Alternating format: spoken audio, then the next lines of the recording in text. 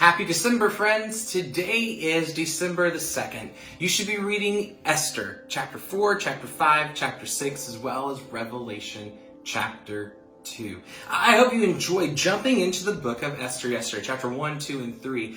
McKenna did a great job just kind of setting us up a little bit. I want to talk a few more things about the book of Esther, because I think it's a kind of an interesting book. In the chronological things, this is something I've been talking about all year, just kind of help you piece together as you're reading through the Bible, where does this story historically fit?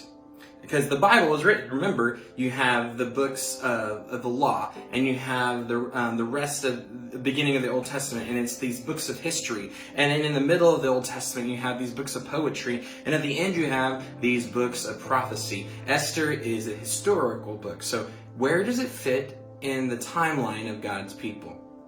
Well, you'll remember that when we talked about the book of Daniel, and we talked about the end of 2 Kings and 2 Chronicles, that God's people went into exile by the Babylonians.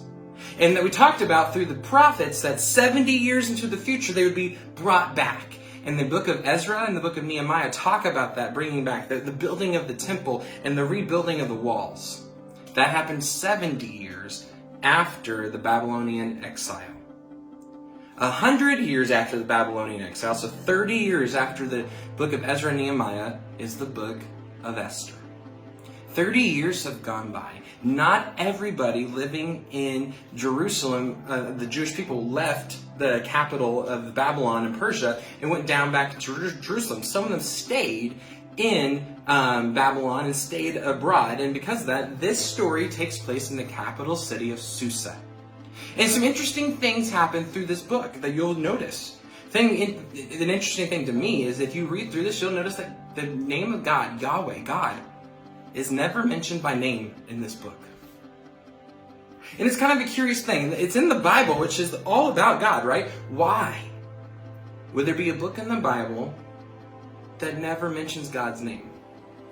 And it's because the author, who's anonymous, does this really cool thing. He invites you, and the Jewish people in their traditions tell you this too. If you read through the book of Esther, the whole point of it is to point out stories of how, as you read this, look for what God's doing. Side note, before we move on. Sometimes we long for obvious things of God, right? You and I long to see God moving to do things, and we want to see His handiwork, but sometimes we forget to look for the handiworks of God, the non-obvious things that He's doing. To see that God is moving, God is changing lives, and He's doing an awesome thing. So, when you read through this book, take note. If you don't take notes, I would encourage you to take notes, highlight things, circle things. Take note as you read through this of coincidences, quote unquote, things that are ironic reversals of what God would have happened, things that point to the fact that this could not have happened unless God intervened, because God is trying to say, whether my name is mentioned or not, I'm at work. Look for me. Same is true for you. And in chapter 1, 2, and 3, what we find is, I'm going to recap it really quick for yesterday because it makes sense to our story today.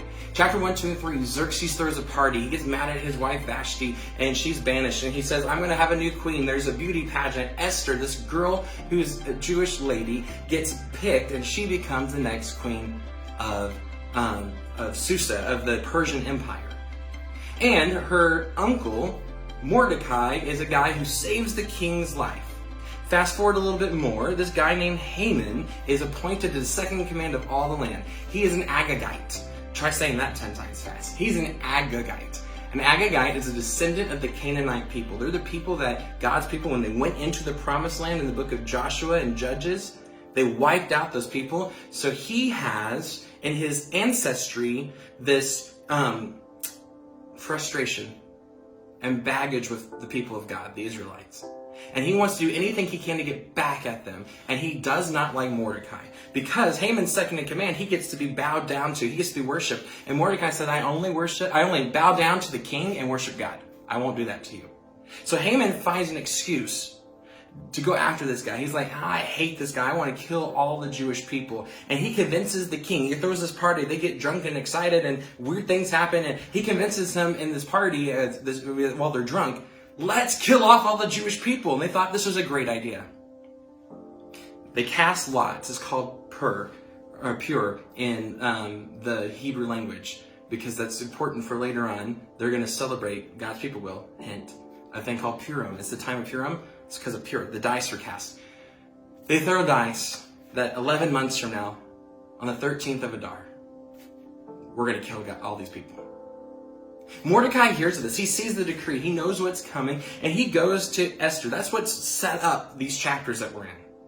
And he says, Esther, you have to do something. And she said, I can't do something. Because at this time in the Persian Empire, if you went before the king without an invitation, he had the right to kill you on the spot. She's like, I've not been invited before. I can't go there. And Mordecai does this really cool thing. He's like, God's going to deliver his people. He loves us. He's going to take care of us.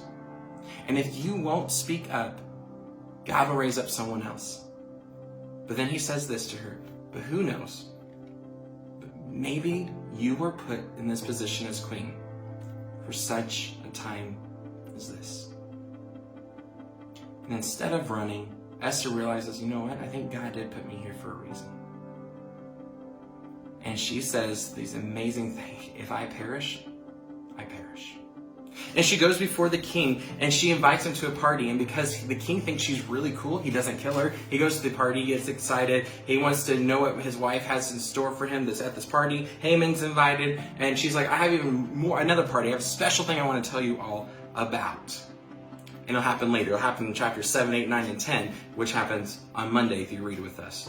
But after this party, Haman exits. He's still kind of mad. He sees Mordecai, and he's like, man, I want to kill that guy. So he has a pole, a paling and pole installed so he can kill Mordecai. And he goes to the king. Then he said, I'm going to go to the king the next morning and say, let's kill this guy. So he goes to bed mad. The king can't sleep. He's tossing and turning. He's like, what is going on? He said, hey, you know what? Read me a bedtime story. So he has his scribe read to him some of the things that have happened over the last few months, because just going through his life story, he thought maybe it would be boring enough to put me to sleep. And he hears about Mordecai saving his life before. He said, wait a second. Did I ever give thanks to that guy and honor him? The guy's like, I don't have record of that happening. And the king's like, I have to do something. I'm going to ask Haman to help me take care of it. So in the morning when Haman comes before him, Haman says, I'm mad, king. He's like, hey, before we talk about that, I want to tell you something. There's this guy that is really close to me. He's really cool. I want to honor him. How do you think I should honor him? And it says that Haman thought it was about him. He's like, oh, king loves me. He wants to honor me. So he talks about all these honorable things. Put me on a horse. Put the guy, on a horse. Make him the honorable name in the land. Have him march to the streets. Say, the king likes this guy. He's awesome. Give him riches and positions. And the king said, awesome. Haman, go do that for Mordecai. And Haman ends up having to parade the guy he hates through the streets, singing his praises and saying the king is honored by this guy. It's an incredible story. I hope you continue to read through the book of Esther, but I want to challenge you one more time as we wrap up our time together. Look for what God is doing. He may not be mentioned by name, but he's obviously at work. And I want you to learn to do the same thing in your own life. Look for what God's doing around you. It may not be overtly obvious to you, but he's at work. He's doing a mighty thing in and through you. Until we see each other in church, you were sent.